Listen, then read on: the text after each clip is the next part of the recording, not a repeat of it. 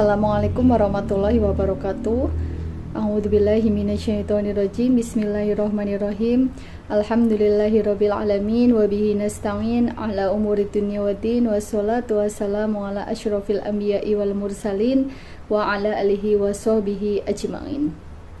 Rabbi shrah li sadri wa yassir li amri wahlul 'uqdatam min lisani yafqahu qawli. Amma ba'du. Yang terhormat Bapak Korwil Bidang Pendidikan Kecamatan Cilacap Utara, yang kami hormati Pengawas Pendidikan Agama Islam Kecamatan Cilacap Utara, yang kami hormati Bapak Ibu Kepala Sekolah se-Kecamatan Cilacap Utara, yang kami hormati segenap pengurus dan Bapak Ibu Guru Pendidikan Agama Islam se-Kecamatan Cilacap Utara.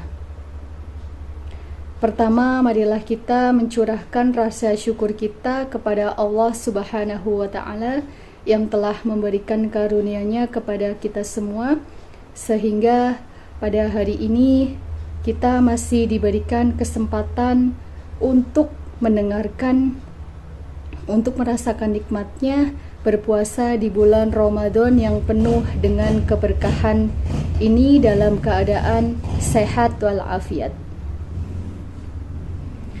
Tak lupa sholawat dan salam selalu tercurahkan kepada Nabi Muhammad SAW, keluarganya beserta sahabat. Semoga kita semua mendapatkan syafaatnya dan mendapat petunjuk hingga hari kiamat nanti. Amin ya robbal alamin. Bapak Ibu yang saya hormati,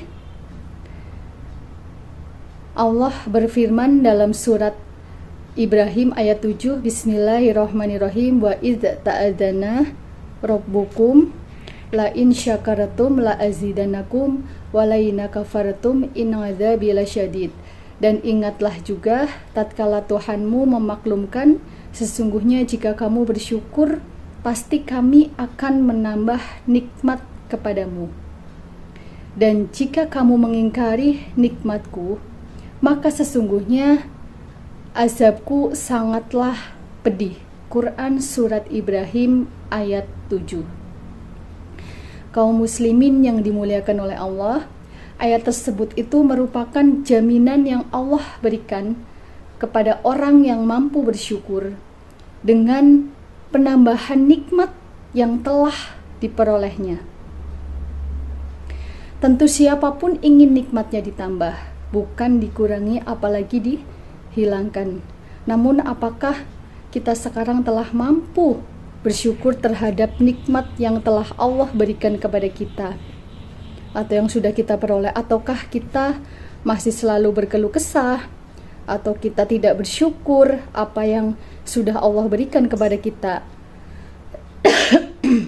Kita harus belajar lupakan mengeluh, mulailah memperbanyak syukur.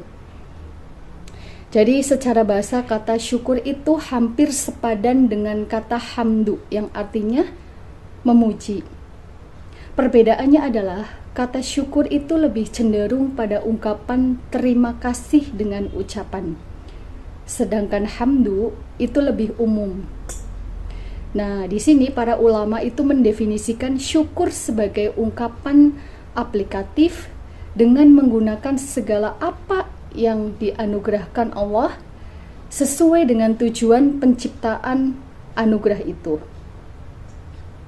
Oleh karena itu, seorang hamba belum bisa dikatakan bersyukur kecuali setelah melakukan 3 hal. Nah, yang pertama, mengakui nikmat-nikmat Allah, dan yang kedua, mengungkapkan nikmat dengan ucapan lisan, dan yang ketiga, menggunakan nikmat untuk beribadah. Dan ini dengan seluruh jiwa dan raga. Jadi kebanyakan dari kita itu seringkali hanya mensyukuri kenikmatan yang sifatnya itu materi saja. Misalnya kita punya uang banyak, kita baru bersyukur. Padahal banyak sekali kenikmatan yang jauh lebih berharga dari sekedar kenikmatan materi. Nah, di sini kenikmatan tertinggi yang kadang kita lupa dan harus kita syukuri adalah nikmat iman dan Islam. Karena kalau kenikmatan materi Allah itu berikan kepada seluruh umat manusia. Sedangkan nikmat iman dan nikmat Islam itu tidak demikian halnya.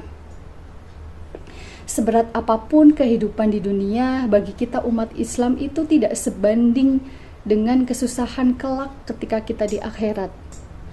Begitu pula kenikmatan hidup apapun di dunia ini tentu tidak akan sebanding dengan kenikmatan di surganya Allah. Nah, dengan konsep semacam ini, kita akan selalu bisa hidup dengan tersenyum, menatap hari esok dengan penuh semangat dan penuh arti. Bapak Ibu yang berbahagia, minimal ada 3 manfaat besar dari bersyukur. Yang pertama ini, manfaat ini akan mengubah hidup kita jika kita mendapatkannya. Jadi mendapatkan pahala dan ridho dari Allah, karena selain merupakan perintah, syukur juga merupakan bentuk peribadahan kepada Allah. Ini tertuang dalam surat Al-Baqarah ayat 172. Tentu dengan syarat jika dilakukan dengan ikhlas dan sepenuh hati.